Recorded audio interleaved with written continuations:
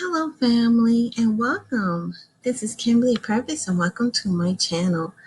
I am doing another video, and this time I want to talk about Juneteenth, the holiday that the Indigenous Aborigines, that aka African Americans, celebrate in June. I know I'm late doing this, but I wanted to share because I was trying to share this experience with my son because he wasn't quite familiar with Juneteenth, and neither was I. Not as familiar because I don't think they really celebrate it much here in Atlanta. They probably do, but it's not as big as it is in Texas and also in Mississippi, where my spouse, Omar, where he goes to, where he grew up. He's from Atlanta, but also grew up in Mississippi, the Gulf Coast. So they celebrated a lot there. And I believe Louisiana might celebrate it as well a lot. But this article was quite interesting because I really was fascinated with this article because it explains exactly what the holiday is all about. I think what brought more attention to the holiday is when Trump wanted to plan other things on that day besides Juneteenth, and on a day that celebrates our history as being free. But the title of this article is called "So You Want to Learn About Juneteenth," and it's published in the New York Times. And I'm not sure what year. When was this published? I think it was published this year. Yeah, it was. It's published on June 19, 2020. And I think it's great that we should learn and understand this particular holiday. We need to start celebrating holidays besides July 4th, because July 4th is not really a strong positive holiday for ourselves. But this is a holiday that resonates with us, as a people, as indigenous people, and people who were enslaved, the of African descent, of course. But I was like, we should all celebrate this. I think instead of putting so much focus on July 4th, we should put more focus on the holidays that celebrates our ancestors. And I think this is a chance to do so. With Juneteenth is a perfect opportunity to honor and give homage to our ancestors and celebrate something that they had accomplished, a major accomplishment. I did another video on a similar topic about the in Indian victories, the wars that the Aboriginals have fought and won. We often don't realize that there were so many wars. Our ancestors fought hard to keep their land and to keep, have freedom. And people don't realize that we have so much history and we should definitely learn about it. And I think it's one day, November the 17th is one of the days that there was a battle with the Aboriginals. I did a video on that about the indigenous victories. Y'all may want to check that out. I might put a link on it to it, but I'll put a link to it so y'all can see it as well. But anyway, this article explains a lot. It says here, I was trying to see who the author is. It doesn't say. I like to give credit to the author. Oh, here it is. The author is Derek Bryson Taylor. He's the author of this article. It says here, so you want to learn about Juneteenth. On June 19, 1865, enslaved African Americans, aka American Aborigines, in Galveston, Texas, were told they were free. Now, 155 years later, people in cities and towns across the U.S. continue to mark the occasion with celebrations. And see, I love this photo. This is so cute. Oh, that is so cute. And the girls celebrating. And it says Juneteenth parade in Flint, Michigan in 2018. This is awesome. See, we need to be celebrating these holidays, you guys. I know some people celebrate 4th. I personally don't celebrate July 4th, but instead of putting emphasis on July 4th, we should put emphasis on our victories. And like I said, I believe frequencies, the ritual of celebrating, and the positive flow of energy coming to ourselves and to our ancestors brings more positive energy and enabling us to overcome more atrocities and to enlighten ourselves and enrich ourselves and make a positive difference, not just here in the Americas, but also globally. These are things that we should be celebrating. It says here, and plus it brings us a purpose, an identity, and it's also a good culture, way for our kids to realize, hey, our people, were set free. Give back homage and have a more better understanding of culture and who they are as a people. It says July 10th and the annual holiday commemorating the end of slavery in the United States have been celebrated by African Americans since the 1800s. This is one of the big holidays right here. And like I said, we should be celebrating things. Not we should be celebrating this holiday, the Juneteenth. We should also be celebrating the American Aboriginal victories, the war victories of the Indians as well. Those are our celebrations, and we should turn these into rituals so it can bring more positive energy, more positive frequency to ourselves. And it says here, but in recent years, and particularly following the nationwide protests over police brutality in the deaths of George Floyd, Breonna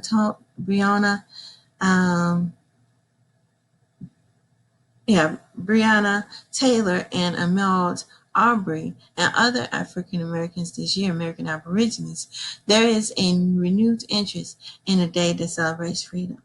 And it says here, the year's celebration may resonate in a new way. Given the sweeping change and widespread protests across the U.S., President Trump had planned to hold a rally in Tulsa, Oklahoma on the holiday, July 19th.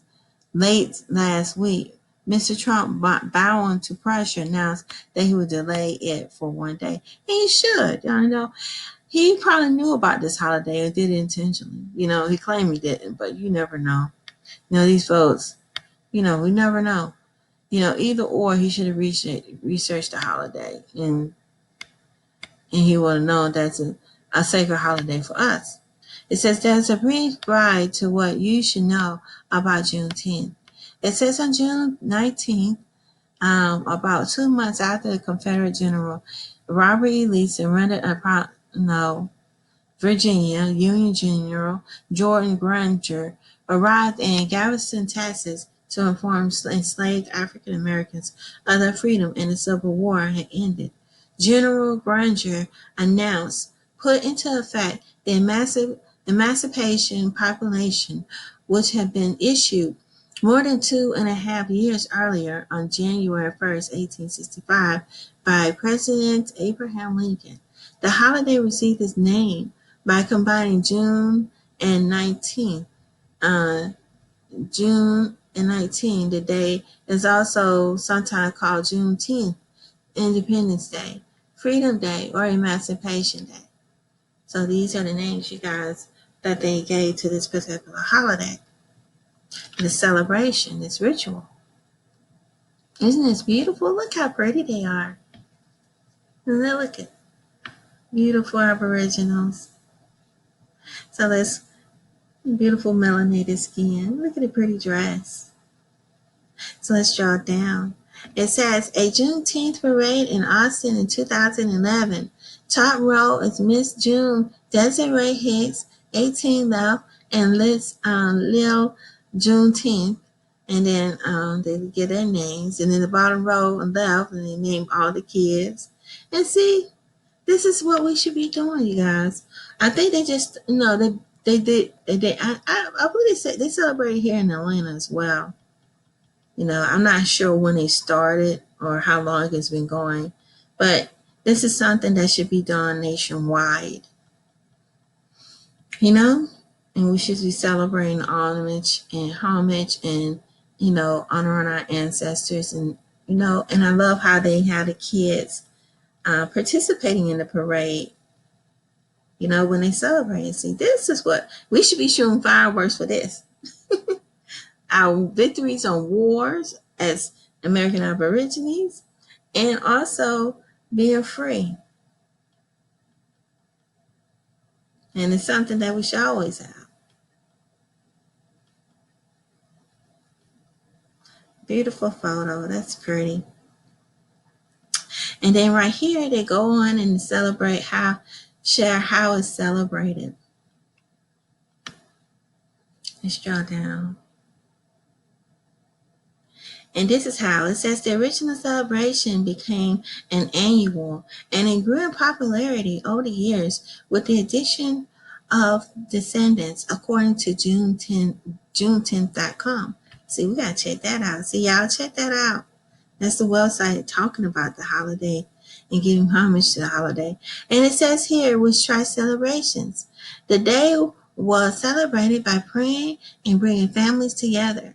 In some celebration on this day, men and women have been enslaved, and the descendants made an annual pilgrimage back to Galveston. And it says the celebration reached new heights in 1872 when a group of American Aboriginal ministers and businessmen in Houston purchased 10 acres of land and created Emancipation Park. The space was intended to hold the city's annual Juneteenth holiday celebration. And it says here, today, while some celebrations take place among families in backyards where food is integral element, some cities like Atlanta, Washington hold large events like parades, festivals, and residents, local business, and more. See, this is awesome. So in Atlanta, they do it. I live in Atlanta, but I haven't been to one of these celebrations. I will definitely have to go, and I'll take my kids with me, my family, and we'll go one day. I believe this year we really didn't do much of anything because of COVID. I think a lot of people was afraid of catching it and being around large crowds. But I think it'll be a fun event to take family and friends. And it says Galveston has remained a busy site for Juneteenth events. So they have big ones in Atlanta, but I haven't been to one here. But I think the popularity, Trump sort of brought it out more nationwide, which was a benefit for us. Now more people are hearing about it. And so maybe more catch on and more people will go and celebrate it. And so I think it's a great thing that it's being acknowledged and people are starting to hear more and more about it. So I am definitely going to go to one of these. I'll take my children with me too, so they can see as well. Maybe we'll do it next year. And it says here, Galveston has remained a busy site for Juneteenth events over the years, with Douglas Matthews, who helped coordinate them more than 2 decades. He said the city is usually about 15 events, including parades, barbecues, musical performance, and beauty contests, beginning in the first week of June, combined with the event draw of 10,000 people in total, he said. This year, there's only probably 2 to 3 events because of COVID epidemic. And see, that makes sense. Nobody want to be out there because of the coronavirus. And he said we're just happy with the significance of the Juneteenth anniversary. See, this is cool. And right here, it says here the history and meaning of Juneteenth. When I think about Juneteenth as Emancipation Day, I think about this moment. I feel like we still need to be emancipated. And we still, yeah, still got a long ways to go. Things are still not, no, right for us. They're still killing, cops are still killing folks, the grays.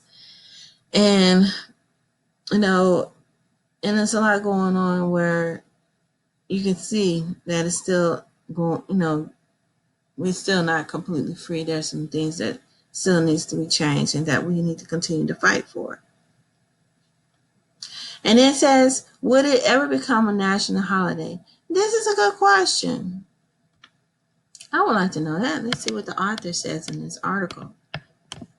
It says here, in 1980, Texas became the first state to designate Juneteenth as a holiday through the recognition and large through the recognition, though the recognition is largely symbolic. Since then, 45 other states and District of Columbia have moved to officially recognizing the day. And in 2019, New Hampshire became the latest state to declare Juneteenth a state holiday. On Tuesday, Governor Ralph Northam of Virginia said that he proposed legislation to make Juneteenth a paid state holiday. On Wednesday, Governor Andrew Cuomo of New York declared the anniversary holiday for state employees. See? So this coming around.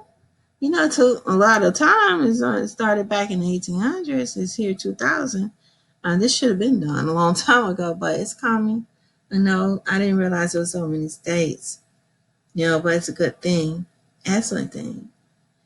And then it says here, also this month, Twitter and Square, a mobile payment company, designate Juneteenth as a company holiday. Jack Dorsey, the chief executive founder of Twitter and Square, said the day was a celebration, education, and connection. Broad media, who cares about these? And also some announcement joining others to make the celebration a paid day off. Well, that's great. At least companies are coming around. And it says Capital One said its offices and bank branches will close early on the day. You see, and that makes a difference when these corporations are acknowledging that it's a holiday too. And see, look at these are cute costumes. See, this is what I love to see. Us celebrating, having festivals, acknowledging our culture, having an identity. This is what we need, you know? And it says, but so far it's fallen short of becoming a national holiday. There are several online petitions calling for a change, and Senator Bernie Sanders of Vermont also called it for it to become a national holiday. Oh, really, Bernie Sanders? I guess he's doing something. It's very little, though. I'm not surprised. He's the one that did not want the Aboriginals to get reparations. So I guess he's trying to do this to make him look like he's somewhat decent, but he still got, racist ways. He's Jewish. He thinks his people should get reparation, even though the Holocaust didn't happen here in the Americas, in the United States. It happened in Germany, but they're getting paid here from us to pay them all the tax dollars and money that we have to pay for the Jews victims. But yet they can't pay the indigenous people here, the Aboriginals, for stolen land and slavery. And that modern day slavery is still going on with the mass incarcerations to this very day. And here he is doing this one little thing. But Bernie Sanders, we still see you. This little dab of thing that you're doing is still not enough. We know who you really are. Not a politician see this as a quick way to cover up. We see you all. That's not enough. Just giving us a little tiny holiday is still not enough. You still owe reparation. That's what all I have to say. Y'all still owe reparation, land and money. And that's just that. It says, and y'all will give it to us. We're gonna claim that. That's how you gotta speak stuff into existence and write into existence. It's the power of the pen, power of words, the power of frequencies. But anyway, it says in 2018, the U.S. Senate passed a resolution of designating June 19 as Juneteenth, Independence Day, but it has not reached the House. Let's see. And why has Juneteenth become so important this year? And then, yeah, because like I said, it no, this year's has been showing more light. I guess it hasn't been really recognized at first. Because me, I haven't really heard much of it at all. I'm here in Atlanta. They say they have celebrations here. I haven't really been to one, but I am definitely interested in going to one. But it says here, why has Juneteenth become so important? It says the following film killing of George Floyd, a 46-year-old American Aboriginal who died in the custody of Minneapolis police last month. Thousands of people around the U.S. have poured onto the streets to protest. And Mr. Floyd's name, as well as his names of Miss Taylor, Miss Arbery, and David McAtee, and others have become rallying cries for change across the country, effective re-energizing the Black Lives Matter movement.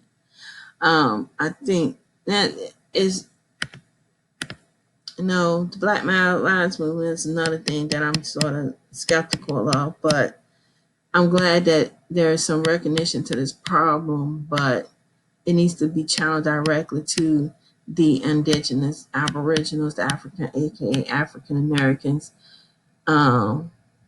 directly with an organization that is, or a movement, I would say, that is led by who we are as a people, not by outside entities for other hidden agendas. In other words, and that's all I had to say. I'm gonna move on.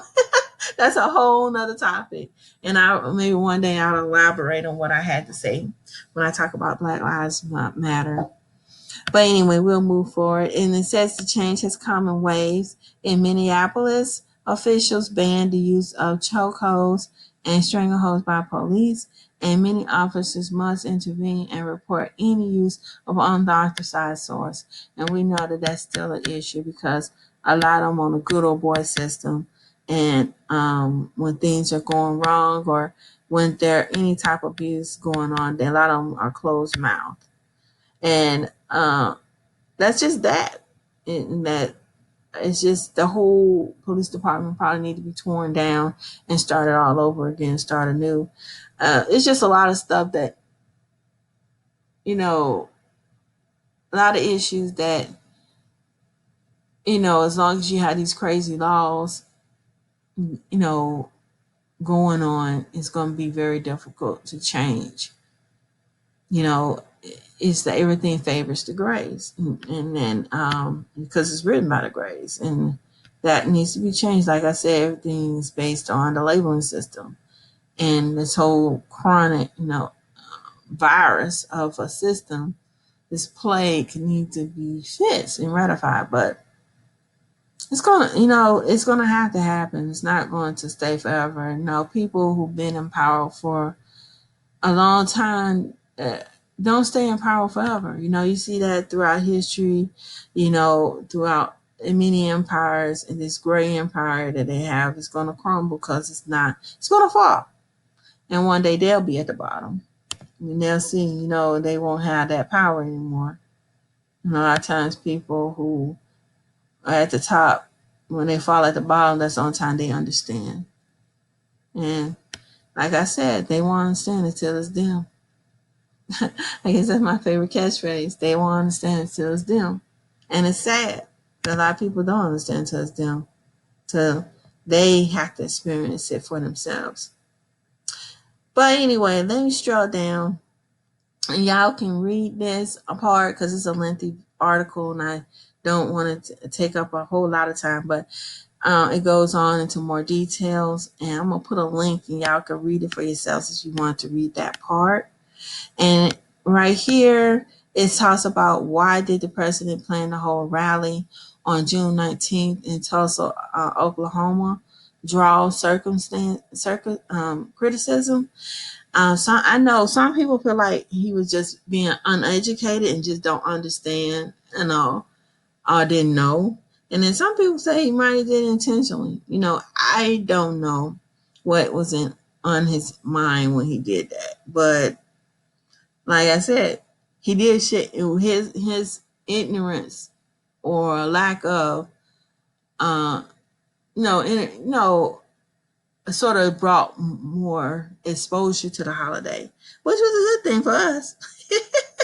If it was a bad intention, it turned out to be a good intention for the holiday. Now it brought more positive energy. More people know about it. And it's going to be even bigger, Now that it's even bigger, it's going to grow, you know? So let's see what they say. It says the first time since the coronavirus outbreak shut down most of the country, Mr. Trump was returning the campaign trail. He was planning a rally in Tulsa on June 19th. In the 1921 city, the city of one of the country's worst episodes of racist violence, when white mob attacked a wealthy black business district known as Black Wall Street. The mob destroyed more than 1,200 homes and killed as many as 300 people. Yeah, and also Rosewood too. It's just, Black Wall Street wasn't the only city, area where all this happened. It just happened all over. Back in those time period, during that time, during the late 18 to early 1900s, they destroyed a lot of black towns.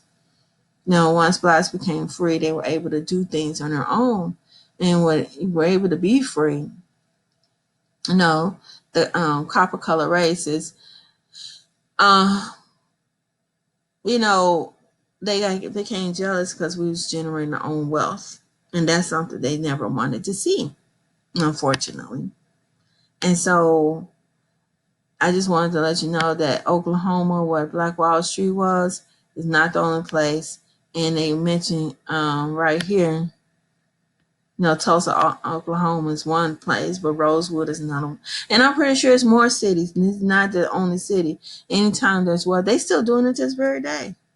Because I was reading an article about another city. I can't remember where it was. I want to say Massachusetts somewhere, where there's wealthy family, and then these politicians who are gray had concern about the Aboriginals gaining wealth, and so they go, "Oh, what's going on over there?"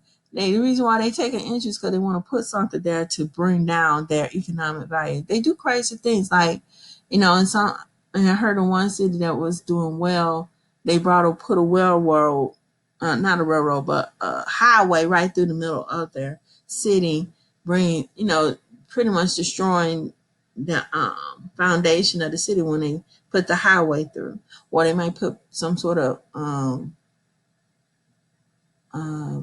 I've seen where they put toxic waste dumps or in areas where, they don't want Aboriginals to grow and prosper. And of course, they know that bring down the value, bring undesirable stuff. And that's the tactic they love to use now. First is they come in as mobs and just gun down folks. And that's how the Greys handled it back then. But now they do it underhanded ways by bringing in undesirable stuff into the community, like crack, for instance, bringing it in and bringing crime and violence that away. I seen it where they redline and bring highways through business district that brings down value, or bringing in undesirable stuff like toxic waste or chemical companies. Anybody can just build in the area and bring down the value. I've seen, you name it. Is that all these tactics of doing this to bring down the value? And now they're using gentrification to move us out. They see how nice our areas are. So now they flood themselves into our area and try to push us outward. So it's like, these are the tactics of stealing Aboriginal land and assets and wealth. And like I said, this stuff is still going on to this very day. Or inflating the interest rates on Aboriginals for loans for houses, and they give a lower rate to Greys. And so it's like, and underhanded things. It's very crooked and wicked in what they do. Yeah, but their time is coming. But that's how the system is. Very systemic. And it says here, The announcement of Drew ear from Trump's critics that this is just a wink to gray supremacists. He's throwing them a welcome home party, Senator Kamala Harris of California tweeted. In response to the backlash, Brad Parscale, Mr. Trump's campaign manager, touted Mr. Trump's solid record of success for African Americans, American Aborigines. You don't realize that what he did, even though he wanted to plan all of that, and he finally put it down because of the backlash, he brought more exposure to the holiday, and the holiday is going to grow even more. The celebration is going to grow even more. And that's more positive energy towards our people, towards our ancestors, and giving more of a homage. And when you have more positive energy, that means that more frequencies and flow of energy going towards bringing more gains, abundance. That's the best way to say it, and that's how you do it. But anyway, this and then it says, as an interview from Fox 5 on Friday, a rally was set on the 19th on purpose. Trump said, no, the fact that I'm having a rally on that day, you really think about that very positively as a celebration, he said, adding, it wasn't done for that reason, but it's an interesting date. You're right. But I'm going to scroll on down.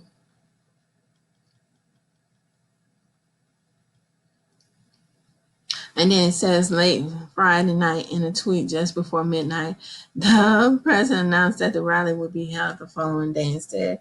And it should, don't mess up the holiday. And so it says we have previously scheduled the mega rally in Tulsa, Oklahoma for Juneteenth, a big deal, he wrote. Unfortunately, however, we fall on the Juneteenth holiday. Many of my African American friends and supporters, American Aboriginals, have reached out to suggest that we are considered changing the day out to respect for the holiday and in observance of the importance occasion and that it represents. I have therefore decided to move our rally to Saturday, June 20th instead in order to honor their request, pretty much. And that's what he said, they end quote. And that's how this article ends. And